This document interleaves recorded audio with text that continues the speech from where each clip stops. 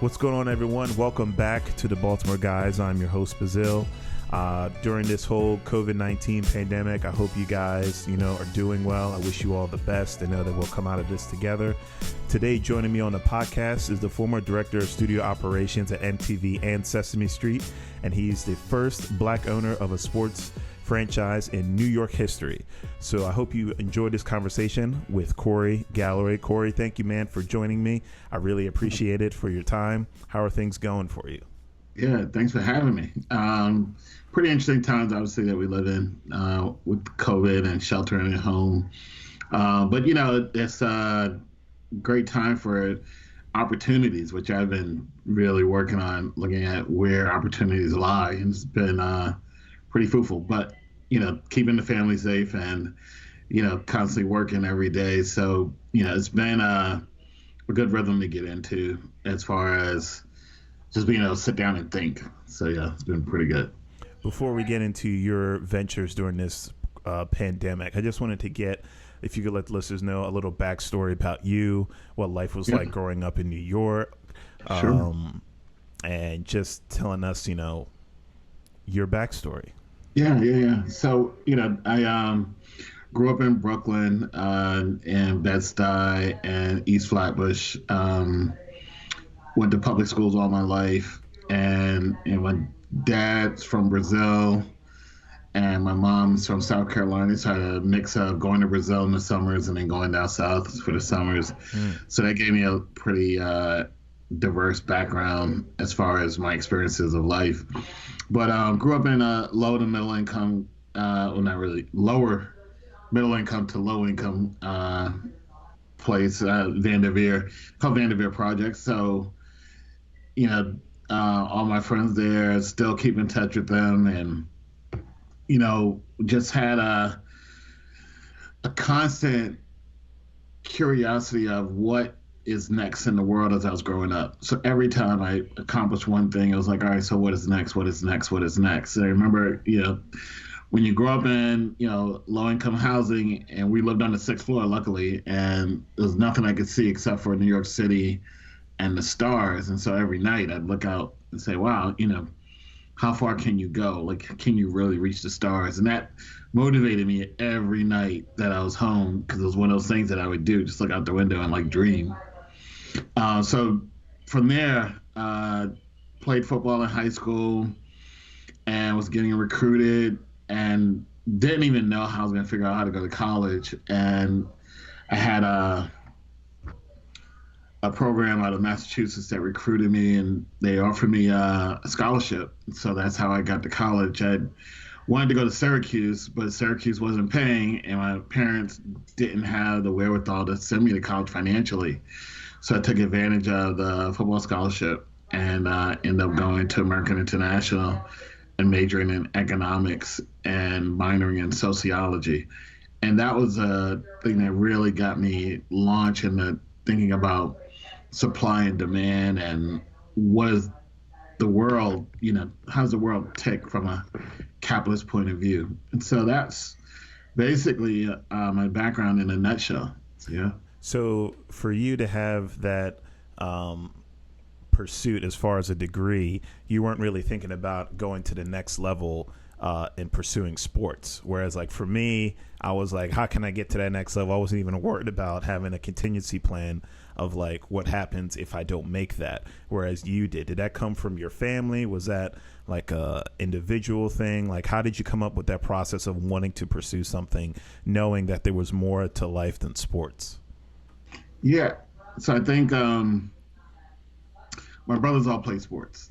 So my whole family, my oldest brother was in gymnastics, but my two brothers before that both played football. And so kind of watched their cycle of going to college. And my older brother that played sports, he had to try out with the Cowboys, and he had been MVP in semi-pro leagues. And, it just was, you could see it was hard to get over that hump to get into the NFL. And I guess what really made me understand I need to look at other opportunities or other options was my brother tried out for the Cowboys the first year Jimmy Johnson took over, and that was the first year they really started focusing on height, weight, and 40 time. Mm-hmm. And so when he went out for his tryout, he said, at least when I wasn't there, he said it was like 100 people because there was no limit. And they made it really simple. They were like, all right, if you're this height and you're this weight, you have to run this 40 or under. Otherwise, just go home. So that eliminated 95% of the guys that were going to try it. And for me, I was like, wow, okay. So I think I came out of college. My fastest time was fast, if you say it fast, 4.7, like a 4.71. I think I did a 4.69 maybe, but definitely a 4.71. And I was 40-yard time. And I was like, all right, that's, when you come out and you're not that fast and you don't have the means, right? If you have the means, you can work at your craft for a couple of years. You look at a lot of the basketball players, and because there's so many options out there, they're able to work on their craft after college. In football, like even if you make the NFL, you're going to work. There is no going overseas. There is no D League. There's no minor league baseball. There's no, it's either you make it to the NFL or you get a regular job. And so I wasn't able to obviously make it to the NFL or even get close to that. So there was no option of, oh, well, I'm going to work on my craft for a couple of years and then I'll go try out for the NFL, because I really needed to work. And that got me into, I took a job as a management trainee at this company called Finance Supermarkets. And they gave me an offer. They gave me an offer in March, my senior year, to, go into the management trainee program. And at that time, we were starting out at like $45,000 a year, which for me at 21, 22, I was like, yes, yeah. I made it, And so I did that for a year and a half, but along that way, it was 12-hour days, 6 days a week. 12 hours was the minimum. Right? You work 14 hours.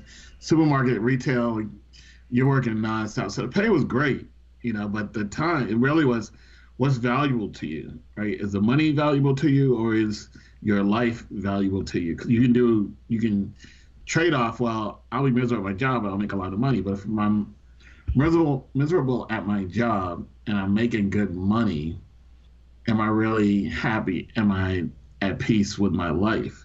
And that's each individual's point of view. From my point of view, I couldn't work at the supermarket anymore because I was just miserable. I didn't care how much money they were paying me, to be honest with you. I was miserable. Mm-hmm. So I ended up saying, all right, what else can I do? At the time I dated someone and we were in a serious relationship, and she happened to move to New York along with me from Massachusetts. And she started working for this guy, P. Diddy, or Puffy at the time. And she was his first assistant. It was his first job. He just got out of Howard, left Howard. And I started hanging out with him and Andre Harrell and a couple other guys. And that was just casual, relationships. And that's what really opened my eyes. Like, wow, these guys do phenomenally well. And how can I be like them? They were the same age, we're all Black, obviously. How do I, do something I love? Because, obviously, Diddy's still doing what he loves. So it's, how do you do what you love? And that's what really pushed me into, all right, I'm not going to do the supermarket thing. I'm going to try and pursue something I love. And that got me into the business world. And I wanted to look into, how do I marry my love for business with my love for sports and entertainment. And so that led me to Madison Square Garden, where I worked as a temp for a year and a half and worked with the Knicks and the Rangers, and then got a call to work at MTV. And that was, after that, it set me up just on my business career. So speaking of MTV, can you tell me what that experience was like for you? Because I work in the entertainment industry, so I know the hills and valleys that you have to go through with it. It's a very stressful field to work in. And, for me, going to working 12 hours at the grocery store, you might be working 20 hours doing an MTV. So Can you tell me what that experience was like for you? Yeah. So at MTV, I started out in accounting, so I was a production accountant, which basically meant any show that was done from the Beach House to Spring Break to Winter Break. These are all shows from the '90s. I was the accountant on, so I would travel nonstop. And the first 5 years was amazing. Obviously, I'm 24. I'm like 25. I was single. I had my own place. Me and the girls dating, we had broke up. So I was just enjoying life. I mean, I was bi-coastal for I think 2 or 3 of those years where I was between LA and New York. And yeah, you're dead on. The hours were brutal, right? Because you're on production, you're on set, Right. and Yeah. so we would, you know, um, I had learned a valuable lesson from one of my supervisors because we did a show in Miami. We're out in Miami. We go to a location for like 3 weeks, sometimes 4 weeks, and when, like you said, 20-hour days. But I'm young at the time, and I'm like, look, I'm in South Beach. Right. Right. I'm gonna enjoy South Beach, Right. How long do I But have to do this so I can go out to the beach? exactly, exactly. And so my manager got hip to that. So she was like, "Where do you think you're going?" I was like, "I'm done for the day." She's like, "No, you're not." And so that got me into, all right, I'm in entertainment, but I gotta be focused at doing my job to the best of my ability. And so, then the locations became pretty static because you're doing the same job. You're in the office all day, and it's like, all right, we're in Hawaii for like 6 weeks. I go to summer to LA for about 8 weeks, and sometimes 6 weeks. We go to Colorado for 4 weeks, but you're in the office all day. You're working 20 hours a day. So it just became, all right, you know what? This is it's a job. And I have a good time because I can wear whatever I want. You wear shorts and sneakers, whatever you want to wear, and everybody's cool. Everybody's your age, but they're not your people, right? So it's Mm-hmm. like you're having a good time, but they're not your boys that you run with, or the people Especially in that you, LA. right, right, So it just became a job, and well, I enjoyed it obviously because it was like, all right, we're gonna get paid and still kind of hang out a little, see celebrities, whatever, which has never been my thing. But I was able to put a lot of people on and kind of move through the ranks of going from production accountant to financial planner to business manager to director of operations. So the director, when I moved from finance to operations, that was a seismic shift in the entire structure of MTV because they had never did it before. Usually, if you worked in creative, you were creative. So if you're in business, if you're in legal or finance, you're in legal or finance. Luckily, I reported when I got to business manager, I reported to the presidents of each division, and so I had an offer to go to LA to work in development or stay in New York and work in animation. And I chose animation, and because I didn't want to move to LA, and I LA. just felt Yep. more stable in New York. Um, and so when I got into director of operations, that was different. I had 300 people reporting to me, which was a big difference from finance. And I was managing schedules, managing budgets. I was the programming connect, so anything out of animation went through me from programming. If we did any special weekends, packaging, anything like that, I had to assign the producers. So that was way more complicated than what I did, but it was definitely, I learned more about the entertainment business and who makes real decisions when it comes to entertainment. And so that got me into understanding the politics in any business of how you know the options you may have that you think you have, you really don't have. And so how I learned from that is my boss and a new boss that came in didn't get along. And because my boss had discovered Beavis and Butthead, which was the biggest earner at MTV at the Right. time. Yeah. My boss could walk on water. Like, he could do no wrong. And so the new person that came in had discovered South Park. And so they brought him in at equal levels, and then they promoted him into overseeing the animation division. And so my boss and him just didn't get along. I watched this play out because I was director of operations. So So was you on all just sit right, waiting and and I'm like, watching. wow, yeah, they going at it, they going at it, they going at it. And I knew we were in trouble because I was like, all right, we need to do a presentation and we got to present to Sumner Redstone, Van Toffler, Tom Freston, Judy McGrath. And I'm like, what? He's like, yeah, we got to present why animation is important. So that was basically, the new boss coming in saying, why are we doing animation? Right? We should shut down the division. Keep Really? in mind, 300 workers Right. in this division have no idea this is going on. That's how They're it doing their usually job. goes. Right. What's that? That's how it usually goes. They're the Yeah, last ones to find out. yeah.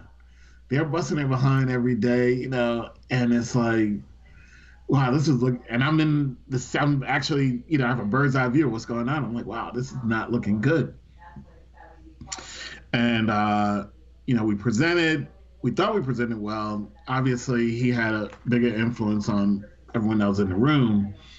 And all of a sudden, we got an email. It was after 9/11, because I don't forget. And it was like, we're shutting down the animation department. And so 300 jobs went away just like that because two people didn't get along. That's ridiculous.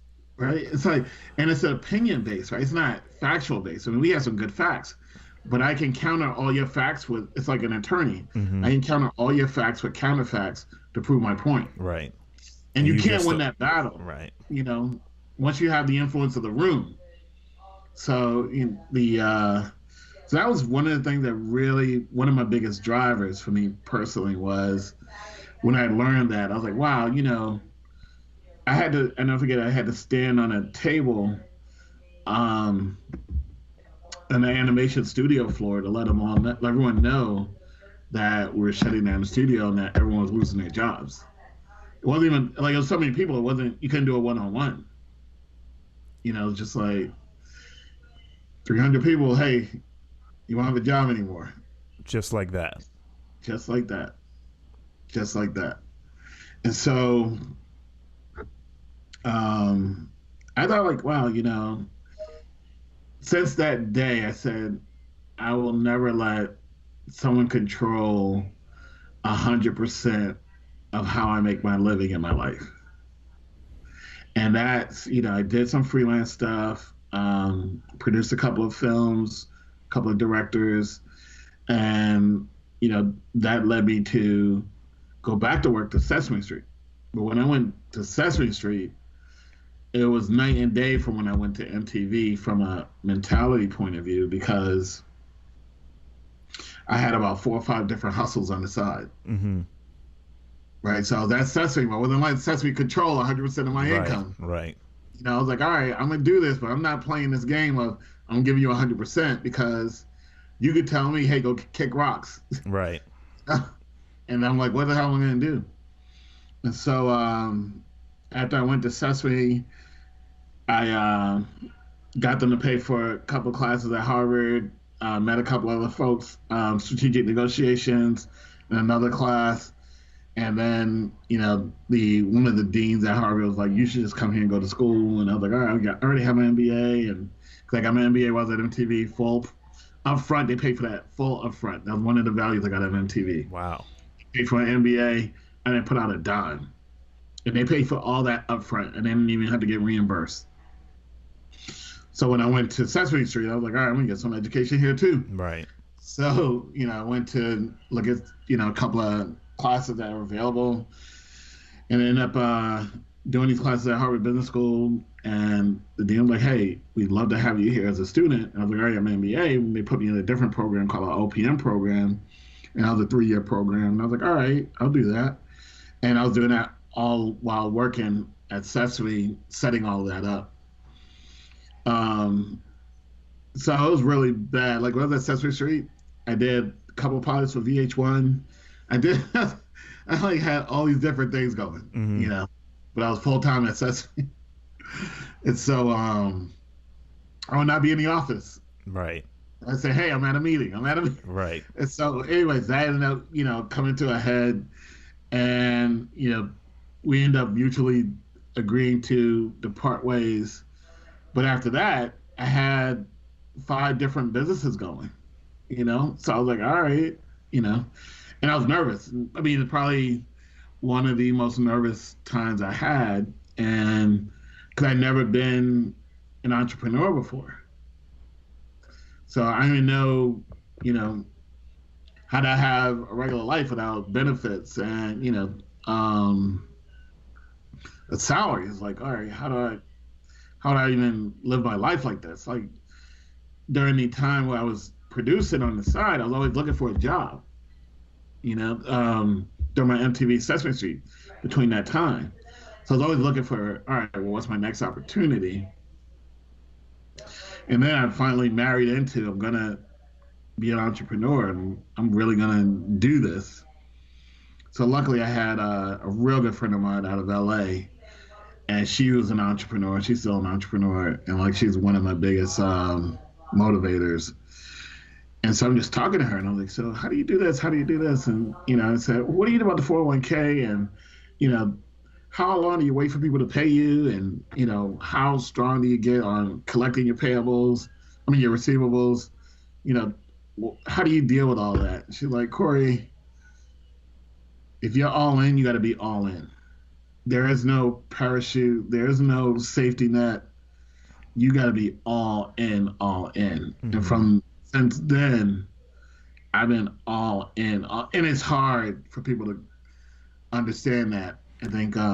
Yeah, because for me, I actually was working at a job for about 3 or 4 years, and it was getting to the point where like I was just miserable. I was like, people were like, you seem so upset all the time. Yeah. And I'm thinking like, I'm just being normal, but my outside perception, people are seeing that better than I am. So I finally made the decision. I was doing, like I told you, camera work part-time on the side, but I would still go to work. And I just say, you know what, forget it. I'm just gonna do it and go full out. So like 3 years now, I've been just doing independent stuff. And you're right, that whole entrepreneurship, it is hard. And in today's time, like my generation and the younger generation, it's easy because they have access to so much information to, like you were saying, how do I do accounts payable? How do you do this? How do you do that? But still, some of them don't make that leap.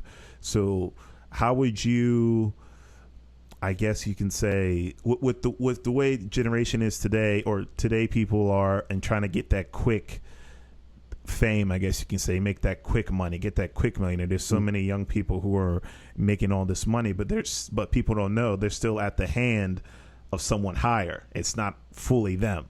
It's somebody else. So what would you, I guess, something tidbit you could share with people as to, I think you're going to get into it, but what to expect is going full forward with this entrepreneurship? Yeah. So, I had a couple of conversations with folks that usually reach out to me and ask me the same question. And I say the same thing. If you ever follow, I probably do, Mark Cuban, a couple other folks out there, but, he hit it on the head. It's everything is a sell. You're always selling. I think we as African Americans have a very complex way of who we are from our DNA, who we are today versus who we were 50 years ago, 75 years ago, 100 years ago, right? So we want to embrace our pride of being an African American.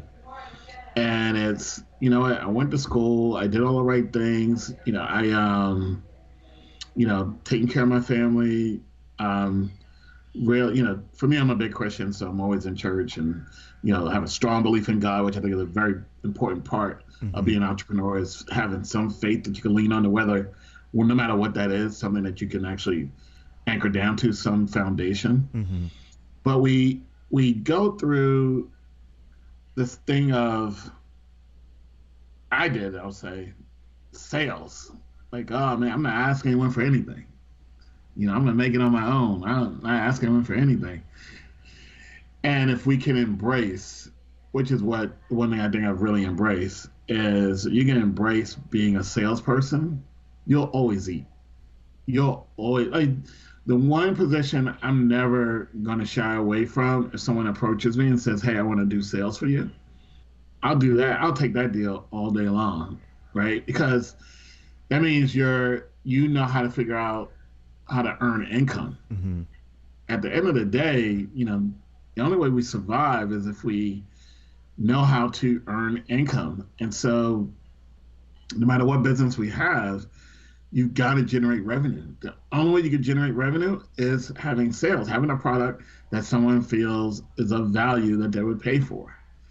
And so, I have a friend of mine that's a big social media follower, and he's also acting. When he got a job on a current series, and my opinion, I'm probably 50 to 60% sure. Part of him getting that job is he had 2 million plus followers. So he had an asset because he had a group already following him. So he had already been one of those guys that was outgoing and selling and was able to get people to really, become an influencer. And so when he came to the table, he knew he wasn't just selling his acting abilities, he was also selling, hey, I got 2 million people that follow me too. Right.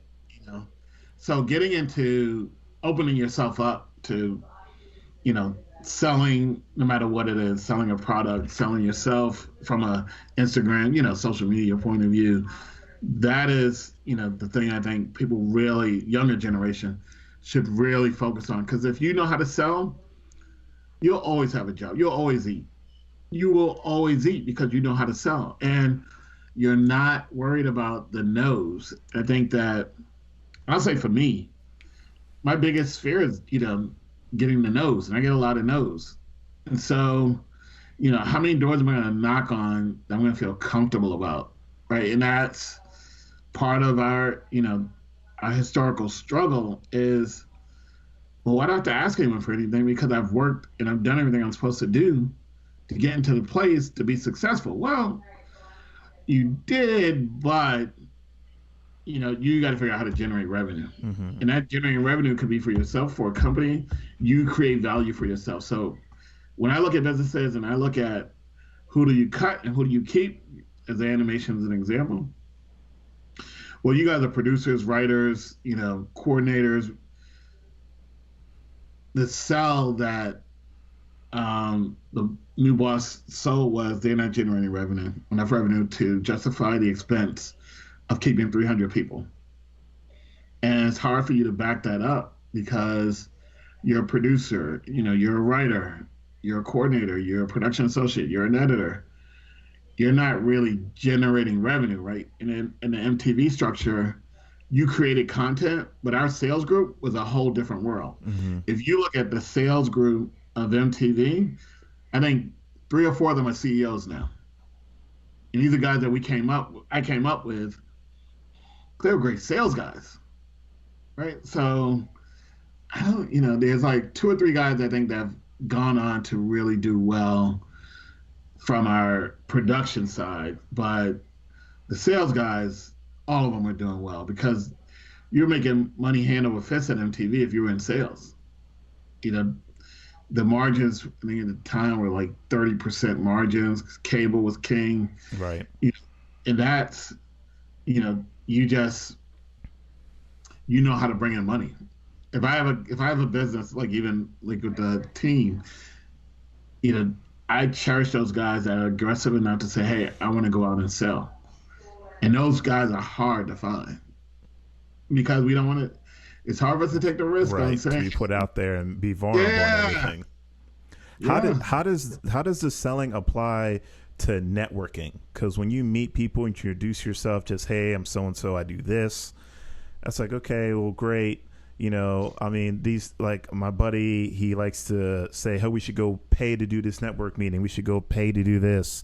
And I do understand the aspect of it being it's an investment because it's a potential opportunity to help you to get in a bigger or open more doors and opportunities. But at the same time, it's like, am I really going to be able to get to talk to this person for potential, or am I wasting my money? How does this networking apply, and is selling a part of that as well? It is. So, been there, done that too, and on a much bigger scale, right? So I sponsored an investment group conference in Dubai with all Middle East and North Africa investors and consultants, and did the same thing in Switzerland. And these weren't small price points, right? These significant price points as one of the lead sponsors. And what I learned from that is, yes, the networking is great. There's some of the guys I still keep in touch with.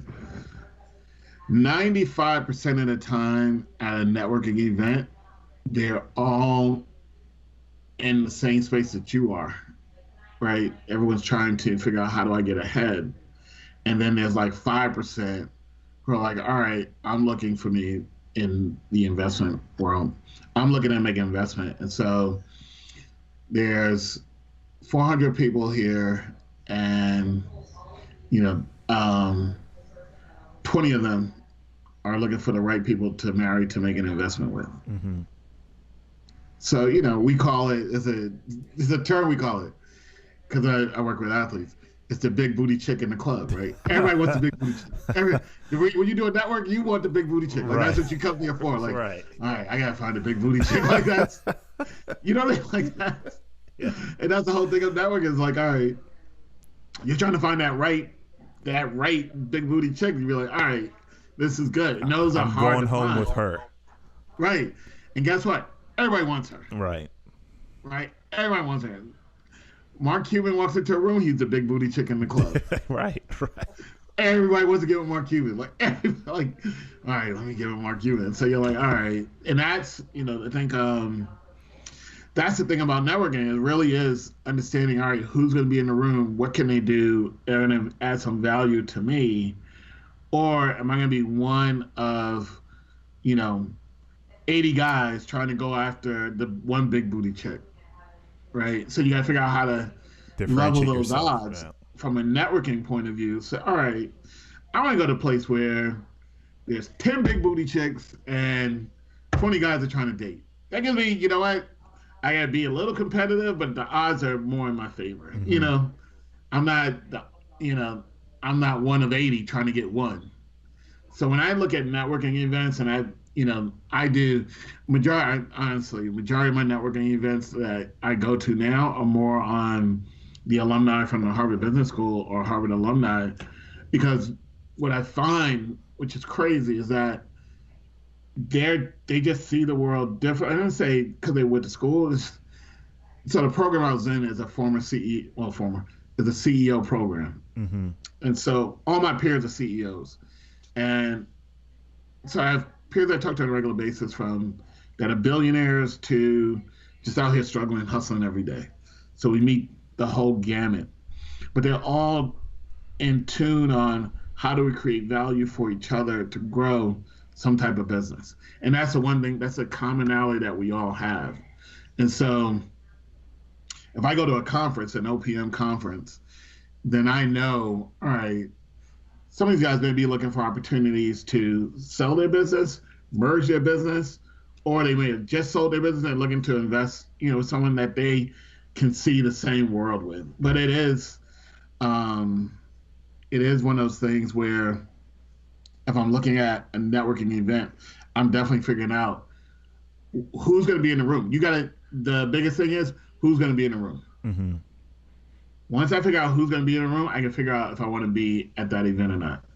And, you find that out over looking at, all right, usually you look for a list of who's invited and who's confirmed to come.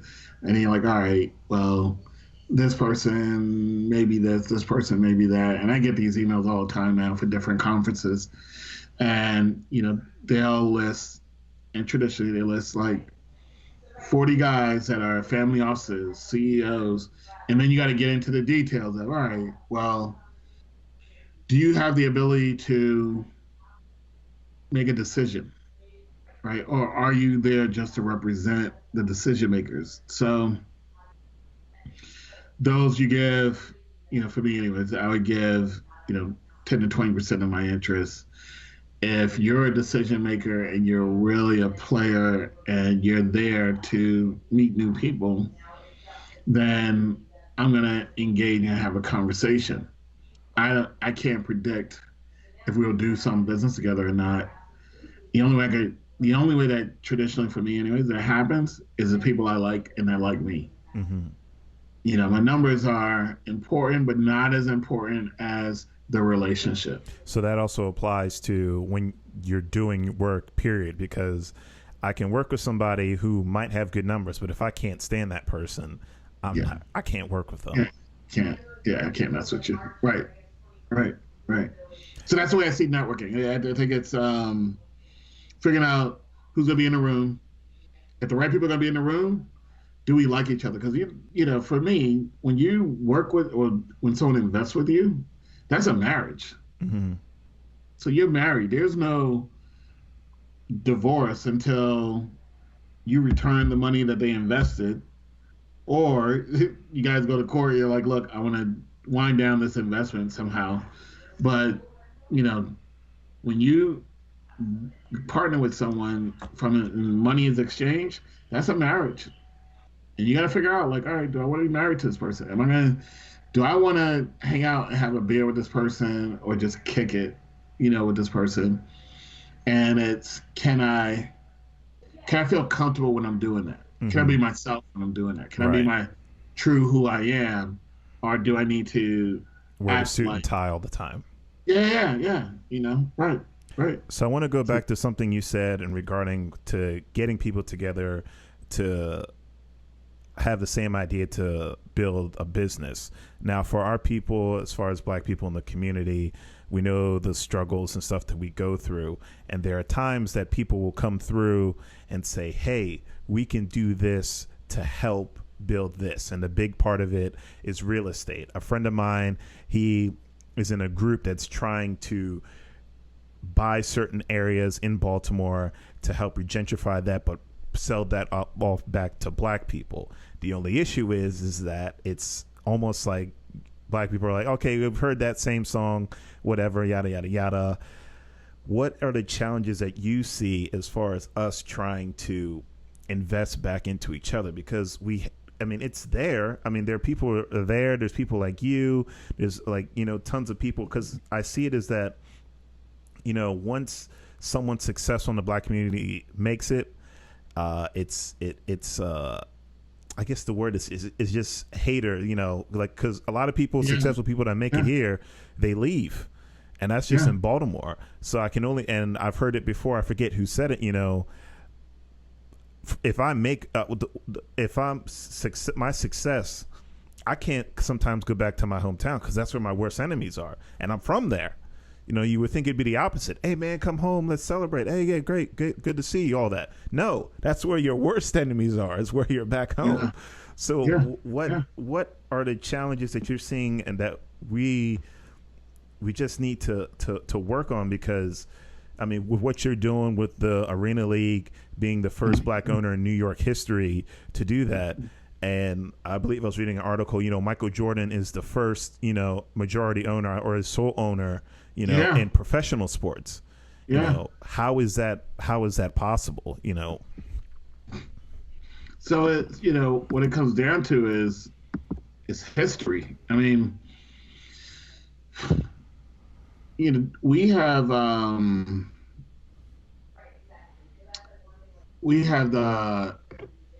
stress, the stress disorder of being slaves. And there's a podcast I listened to the other day just talking about it, right?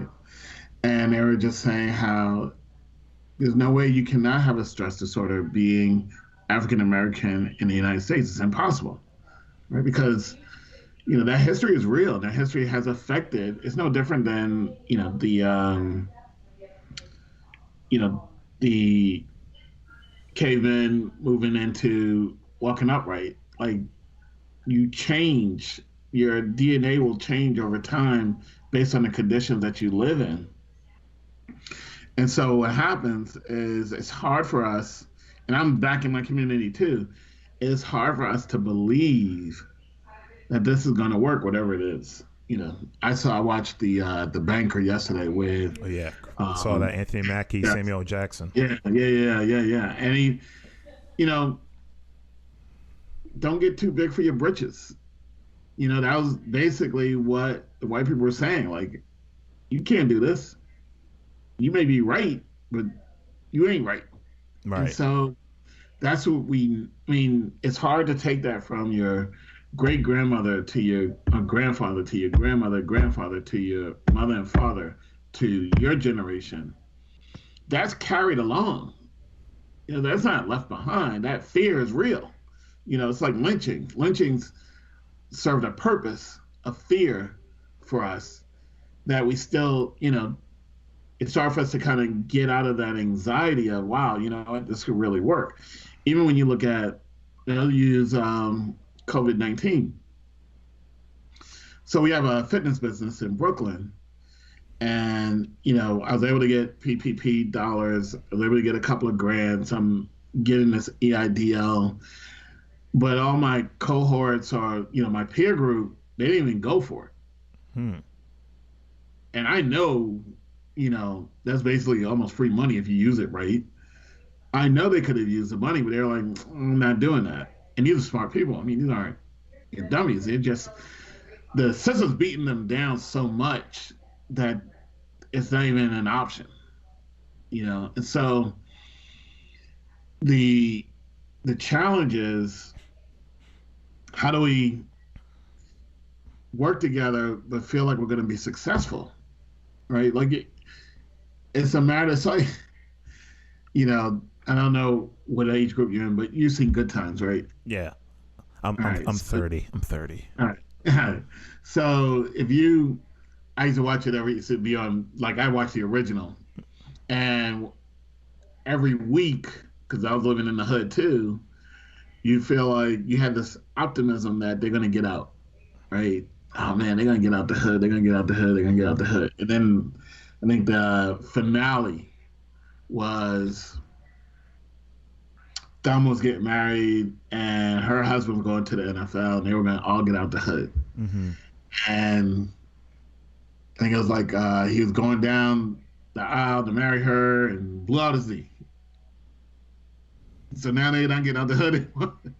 And so it's always, I think we always feel like something else is going to go wrong. Like, it's that and the belief of, it's not, how many Bill Gates, Mark Zuckerbergs are you seeing from an African American point of view? And that's because, it's hard to believe that this will really happen. Now, keep in mind, Bill Gates and Mark Zuckerberg are rare in any era. Mm-hmm. But you look at the top billionaires on Forbes. Outside of Robert Smith, you got Michael Jordan, who's Michael Jordan, right? You got Oprah Winfrey, who's Oprah Winfrey. These aren't your average, where'd you come from? These are people that excelled at their highest profession. Right. And then it wasn't Zuckerberg who came out of nowhere, right? Like, you're not getting, even with Robert Smith didn't come out of nowhere. I used to hang out with Robert Smith for years. Mm-hmm. So, Robert had to work his way up, right? He had to meet the right people and make sure he had the right connections. And you know what? Then his talent was able to flourish to become who he is. But it's hard for us to believe that we could take these risks because historically it just hasn't worked out for us. Not to the common person, right? To Serena Williams, Tiger Woods, Mike Tyson, Michael Jordan. That's a different level. That's a different world. Chris Rock, Eddie Murphy. Those circles are different than our circles, right? And I've been in those circles a little bit, not like big time. Those circles become unique because in the room, it's like you were asking about the networking. If I'm a white guy and worth a couple of million, dollars, let's say even 50 to $100 million, and a friend of mine goes, "Hey, we're gonna go to this dinner. Michael Jordan's gonna be there. Yeah, I'm gonna go." Mm-hmm. And Michael Jordan wants to talk to me. I'm gonna listen, Right. right? So Mike's like, "Hey, I want to buy the Bobcats. So what do you need, Mike? Right. How can I do to help you? How can I help you?" Right? So that's, Corey Galloway goes to a room. You'll be like, "Yeah, how can I help you?" They're like, "I don't know who you are." So that is the challenge we have of believing, like, all right, you know what? This may be a hard road to toe, but if we're gonna do this together, we got to believe that we're gonna, and it's not gonna be easy.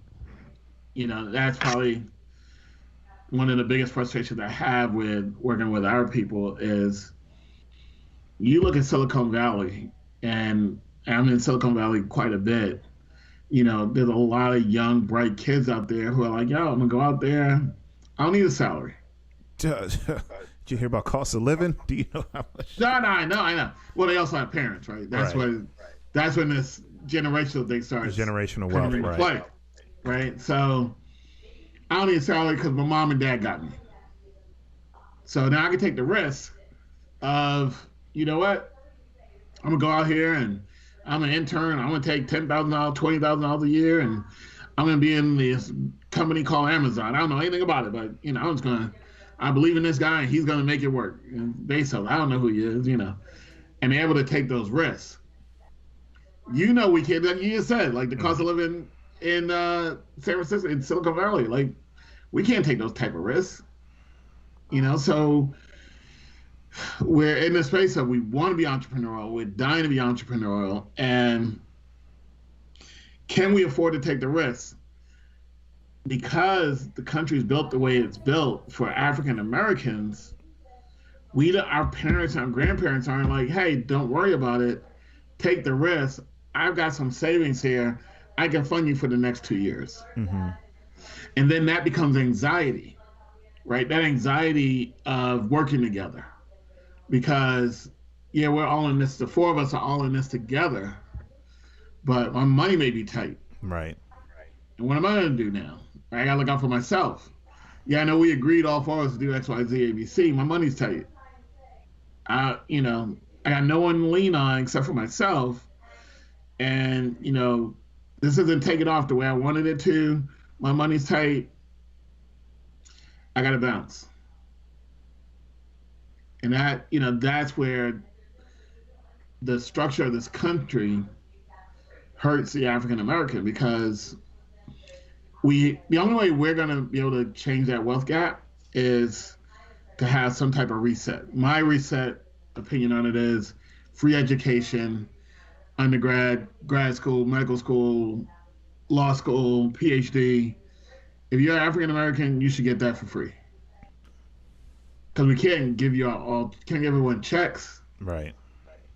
But how do you change that gap? How do you pursue your entrepreneurial ventures, which you believe are true, and you've gone to school, you've done all the work, and you're like, I want to take some risks, but my circumstances that my parents and grandparents and great-grandparents and great-great-grandparents are in doesn't allow me in 2020 to take the risk that I want to take. And that's not just, me, you, that's the entire 95 to 98% of the entire community. So how do you work together knowing that it's not each individual's decision, it's a structural decision that was made from the country. This isn't by chance, this is by strategy. So this is strategy that the United States government has put in place. That's the most effective strategy anyone's ever created. And so now here we are, 2020, trying to figure out, all right, well, I've gotten through Jim Crow, I've got to get a fair education, I've gotten through Redline, but all those things hurt the generation and the two generations before us. So, yeah, you know what?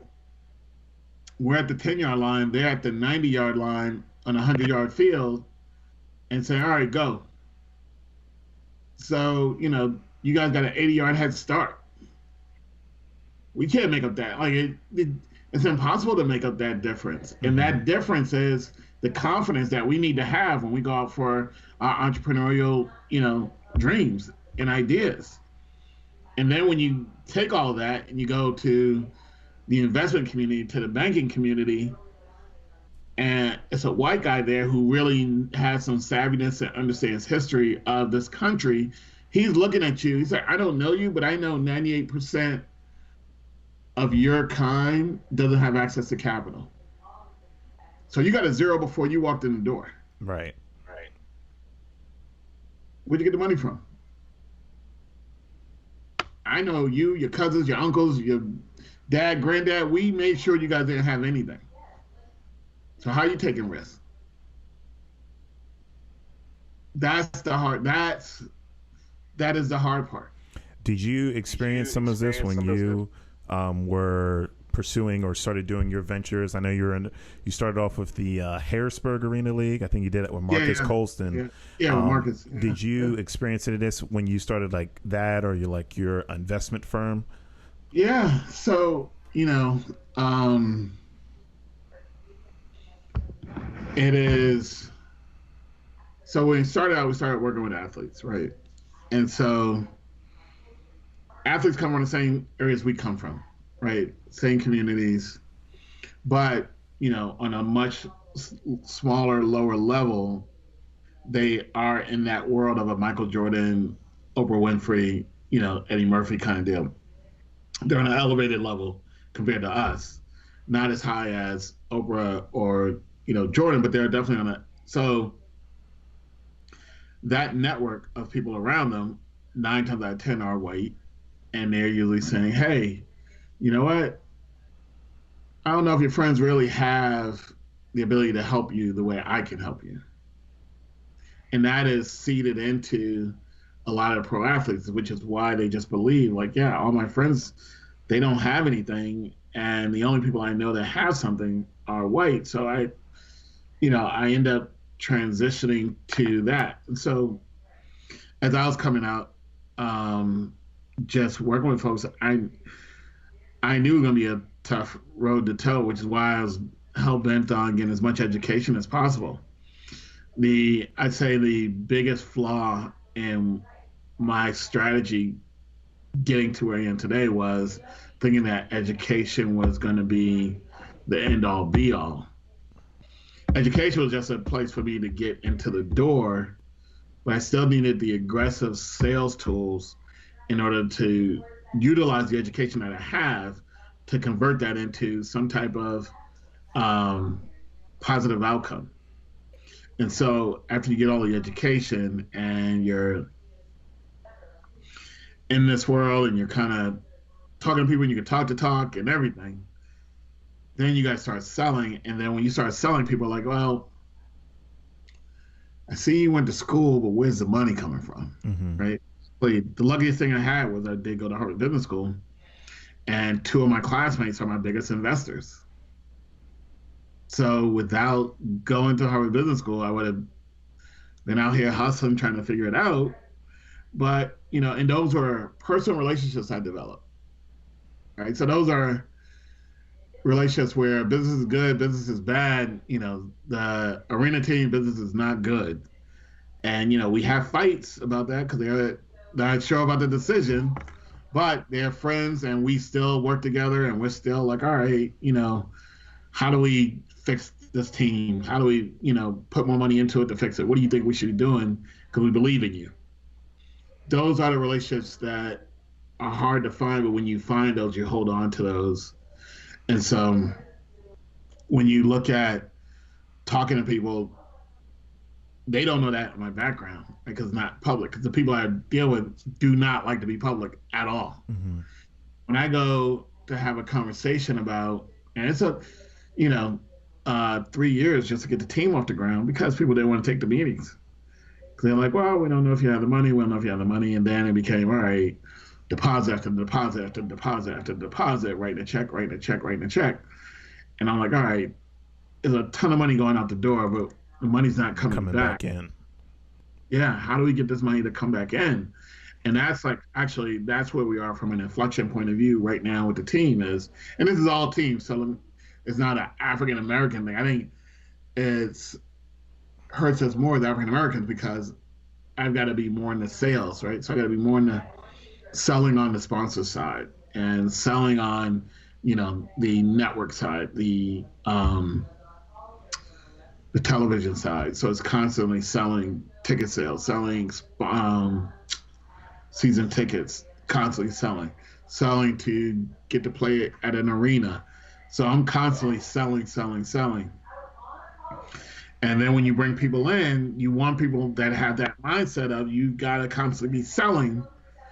But the people that, I'll say my network are very smart, worked in marketing, worked in, everything but sales. Mm-hmm. So, they're like, all right, Corey, you're doing pretty good. Can you put me on? I'm like, all right, great. I'll put you on. But we all can't get paid for being smart. We got to bring in the money. We got to do the sales part of it. Right. To answer your question, and there's a long-winded answer on my answers.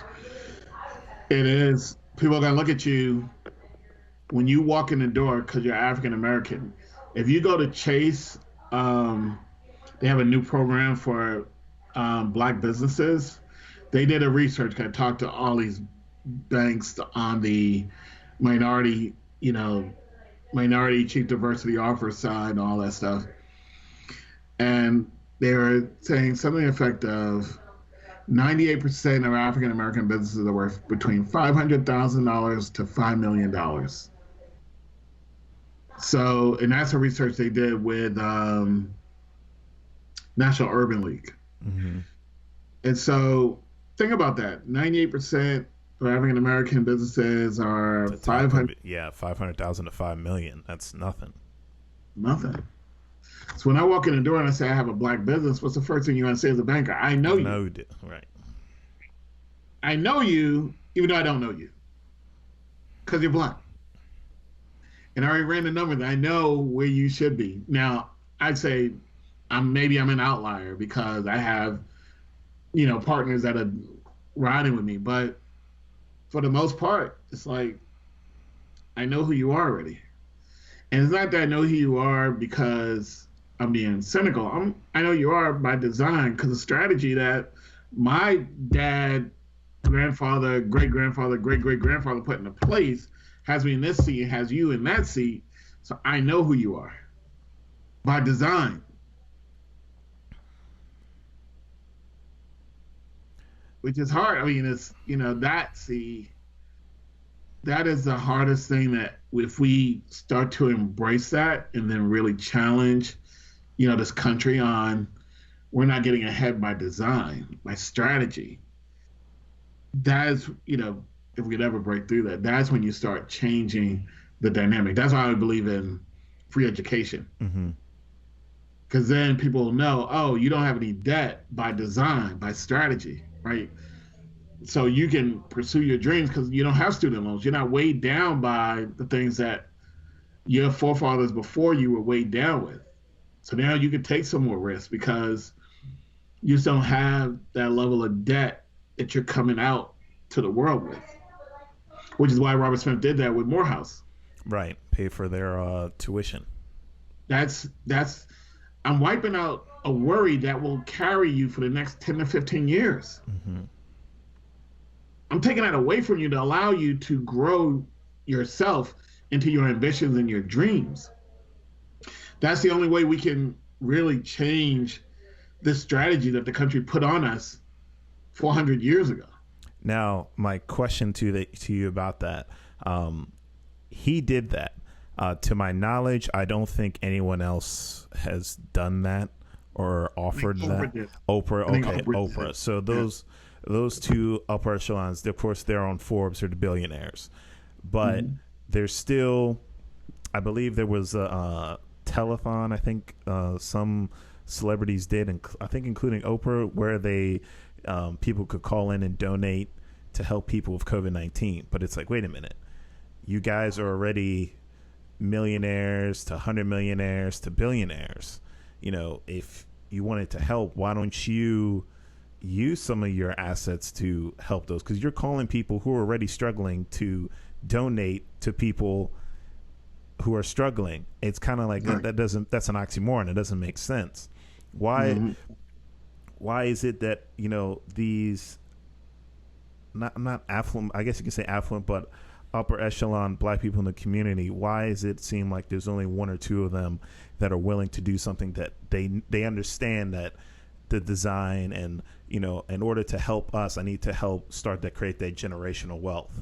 So what's the gap that's that other celebrities, I guess you can say, or people who are up there as far as the percentage wealth wise, aren't coming together to help solve that?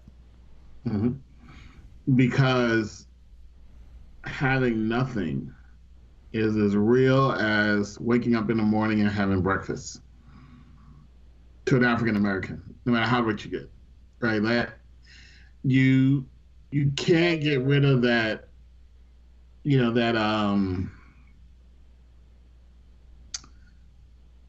that history that's come along with where you came from, right? So use Michael Jordan as a good example, right? He's first generation. He grew up not like, he grew up in a middle class, right? Comfortable lifestyle, but he's very connected to what his past is. Now you talk to a Kennedy, right? A Kennedy doesn't even comprehend going broke. Like, what does that mean? I don't even know what that. I mean, my great grandfather sold liquor and like made a ton of money. Like, we have a compound. Like, I got cousins who are all wealthy. So me getting a zero, probably not gonna happen. When Rockefeller, I'm definitely not getting a zero. Yeah. Right, because we diversified our family portfolios. So we own Apple, we own this, we own that. We have a venture fund in Silicon Valley. We have old school real estate in New York. Like, we're so diverse. Shoot, if we go broke, this entire country goes broke. Right. Now you talk to an NBA player, right? Now, I'm not gonna say LeBron because LeBron is one of the most unique athletes that I know from a business point of view, from what I've seen him doing. Well, say any other random NBA player who's got $100 million deal, right? Building up those people around you makes you feel like you may drown, right? And lose all your wealth, because that's the precondition when you get into that world of pro athletes or entertainers. The people that are around you are to help you maintain who you are, but not thinking about how you can change an entire generation in your circle. And so is that why a lot of them have to, when they make it, their friends got to be on, and then they got to take care of this so many households for their family, and then it's like once it's over, it's like, well, I still got to take care of 6 households. It's like, wait, you have 6 houses, or like what's going on? Yeah, and that's and think about that. That's by design, right? Like, that's by design that one person got through and the other 6 didn't. And so there are people, I know people that just want to really hold on to what they have because they're so nervous and scared of, well, I could be right back in the house with them in 10 years if I don't do this right. So I'm not going to spend, and I'm not going to invest anything into anything. I'm going to maybe put $1,000 here, $1,000 there, but I'm not putting out any real, dollars, because I could be that person on the phone saying I need money, and that's real to me because I grew up like that. That's, what I mean? Like, how do you go from, I grew up in the hood, I got out of the hood, and now I want to help others? Because the first thing you think about it, what your advisor, if he's white, is going to tell you is they're going to bring you back down, and you'll be right back down there with them. So you need to protect yourself. And that's where, that's where the challenge comes from when you pop out and you become a pro athlete. And you're not making generation wealth. You're making good wealth to take care of yourself, and hopefully you have a comfortable life for your children. And that's just the average pro athlete, which is still only what, 0.25% of the world. Right. How much can they do when they're worried about themselves? They're just worried about, I don't want to go broke again. I want to go back to that aspect of the family. You've partners with Marcus Colson. You've dealt with NFL players for your firm. And I'm not sure for you if you're in business with some of your friends, but what are the advantage and disadvantages? Because once you're in the gutter with somebody, it's like, okay, we're in this together. But once you make it successful, it's rare that I've seen a good story come out where friends and family, are not a burden to that successful person. But a majority of the time, especially in our community, friends and family can be like the worst thing to have. That's real. So I'll give you the good part, and I'll give you, the rough part about it. So the good part is you're able to allow the people around you to become independent and make their own way. So I worked with an athlete who had just signed a $100 million deal. And the first thing I told him was his brother just got killed. His other brother was going to commit suicide during a game, and they had to pull him off the field for it. And I said, here's what we're going to do. Yeah, the sister and brother still living in his hometown where he played. So they're still in the elements. They're still in the hood, Sister's living in a motel, not, having a great life. And it's like, for me, it's probably more my, individual point of view, less business point of view, personal point of view. You got to get them out of that environment. You got to get them out of that environment. So what we ended up doing is we ended up moving the brother and sister to California to get a license and a trade, get their driver's license. We rented an apartment for them that they could both live in, and just get them to start over. They had, I think it was a year salary, like $5,000 a month, and pay for their housing to get them on their own. Once that was up, it was up. But it allowed them to, they had certain things they had to do to qualify to get their monthly payment. So they had to go to class, had to make sure they were pacing to get to the right place. When you do that, then it allows you to be your own person, versus depending on, my brother to take care of me. No, I'm going to stand on my own. I'm going to teach you how to fish. I'm not going to give you fish. I only have so many fish. Right. If I teach you how to fish, you're good, right? And that's where, I hold, and I had this idea way before LeBron came on the scene, but LeBron is the blueprint of what I designed before LeBron came in. If you really embrace your friends, but your friends got to be motivated too, right? You can't have friends that just like sleeping on your couch and that's their lot in life. You made it and I made it, so we good. You gotta have friends that are like, keep going. What's the other kid? The agent. Doing phenomenally well. I know who you're talking about. His agent. Yeah. And they're all doing well, but like LeBron was like, all right, you gotta go work at CAA. And he said to CAA, yo, you gotta hire my boy to learn the business. So he learned the business for like 3 or 4 years. He learned the business.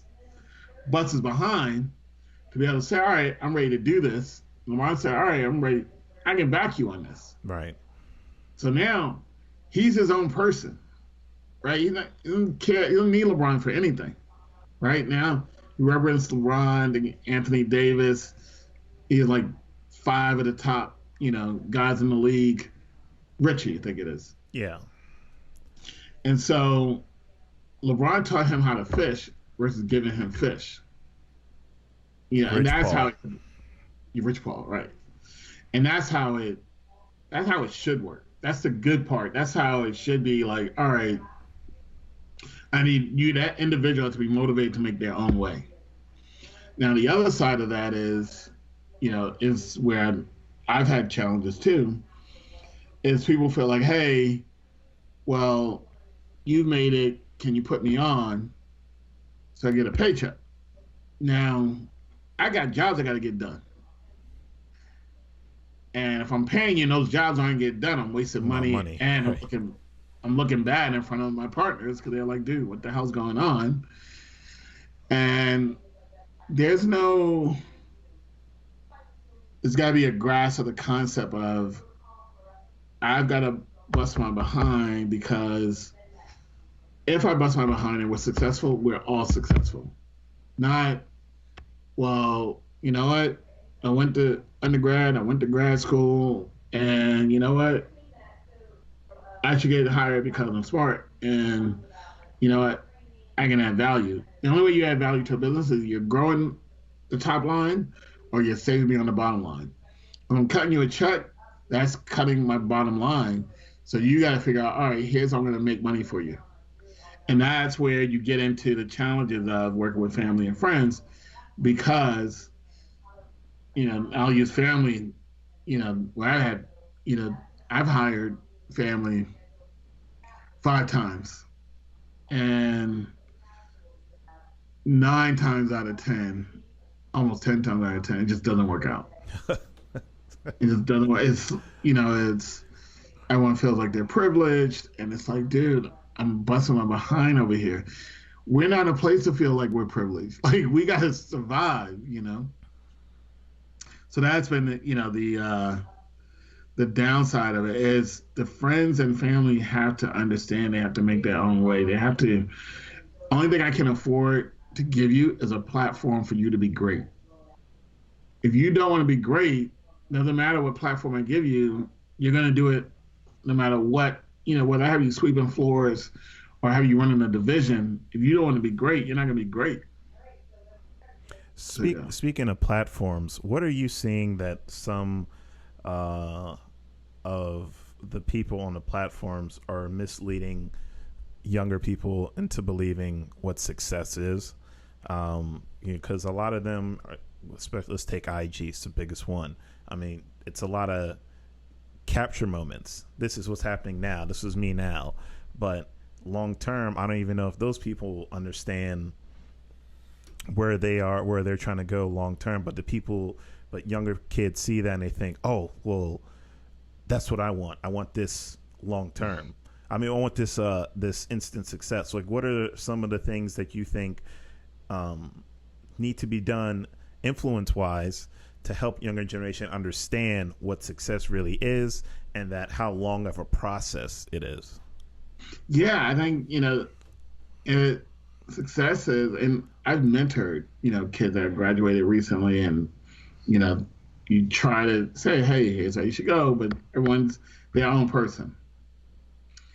If you're not figuring out no one owes you anything, right? No one's like, and the thing is, your parents always let you believe that, like, oh, you're so special, until you get into the real world, and they're like, who the hell are you, And so it is, you've got to figure out how to earn your keep. Like, if you look at, and I didn't follow her that much, and my wife does, Kylie Jenner, and like, she made her own way by just being popular on social media. People aren't paying for her because she was a model, but people aren't paying for her because she's like, oh, I'm here, I'm Kylie Jenner. It's like, no, actually, I have content that people are interested in, and I've created value for myself.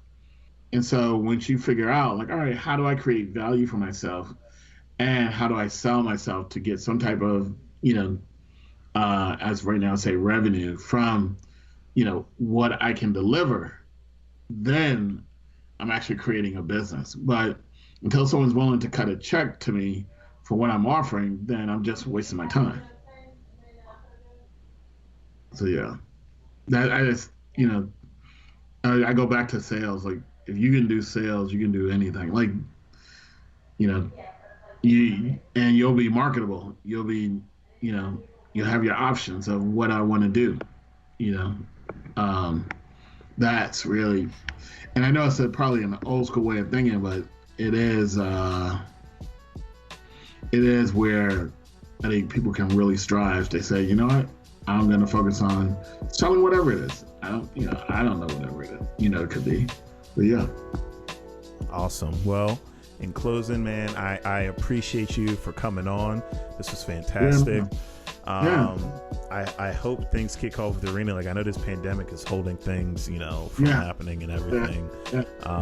But hopefully I'll be able to come up there to New York. I love going to New York. It's a city that never sleeps, so I'll be able to come up there and see a game.